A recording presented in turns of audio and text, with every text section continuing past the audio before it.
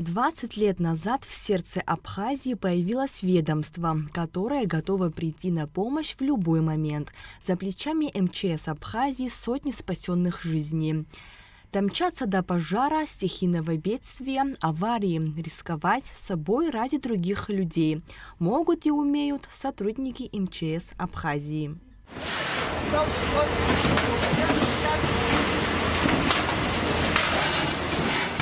Но больше всего запоминается, когда вот особенно касаемо детей.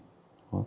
Поэтому мы всегда просим, говорим, в первую очередь следить за детьми, контроль. Вот. В основном все чрезвычайные ситуации, это человеческий фактор, это халатное отношение. Вы видите ситуацию, связанную с дронами, которые случайно попадают на территорию Абхазии.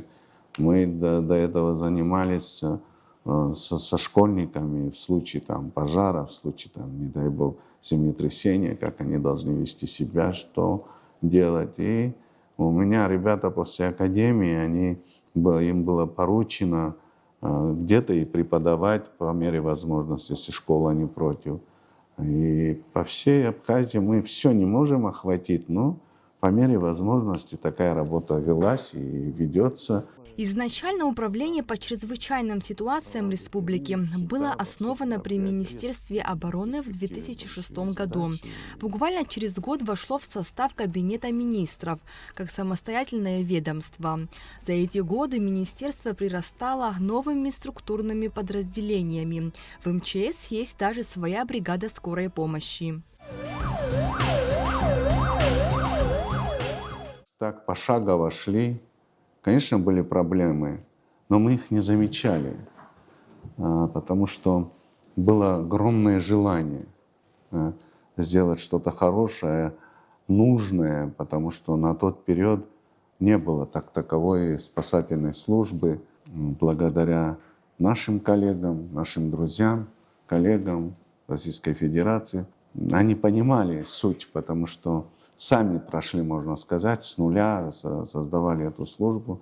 Конечно, я получал оттуда огромную поддержку. За 20 лет МЧС Абхазии укрепила свои позиции, повысила уровень профессиональной подготовки своих сотрудников, которые прошли сотни учений, участвовали в масштабных спасательных операциях, становясь настоящими героями своего дела. Также МЧС Абхазии имеет особую связь с российскими коллегами. Первый набор в профильные вузы МЧС России состоялся 16 лет назад. На данный момент несколько спасателей МЧС Абхазии обучаются в рядах МЧС России.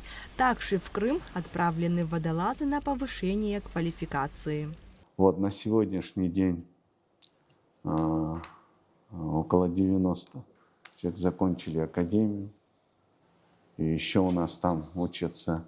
И в этом году 9 человек поступило. И каждый год мы стараемся туда отправлять. Всегда не хватало скорой помощи, оказания быстрого реагирования. Не за то, что кто-то плохо работал, но и возможности нет. И потом не хватало медиков. Особенно это было заметно, когда начался ковид. Вот. И поэтому мною было решение найти выход, как договориться с каким-либо медицинским университетом. Помогли наши друзья в Ярославле, я договорился, и по сей день у нас там учится уже 13 человек с 2021 года. Уже скоро ждем готовых реаниматологов, хирургов. Это очень важно. Все эти 20 лет ведомство возглавляет генерал-лейтенант Лев Квитиния. Кто, если не мы, придет на помощь, говорит сам министр. Нам доверяют, на нас рассчитывают. По словам Квитиния, спасатели – это особые люди, которые готовы жертвовать собой.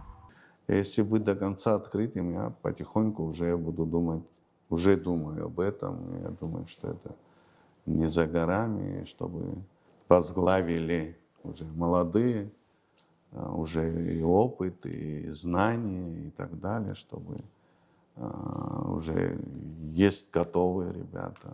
Конечно, тяжело вот так вот все бросить, но я не планирую бросать, я всегда буду рядом. Я честно признаюсь, не так просто быть руководителем именно нашей службы.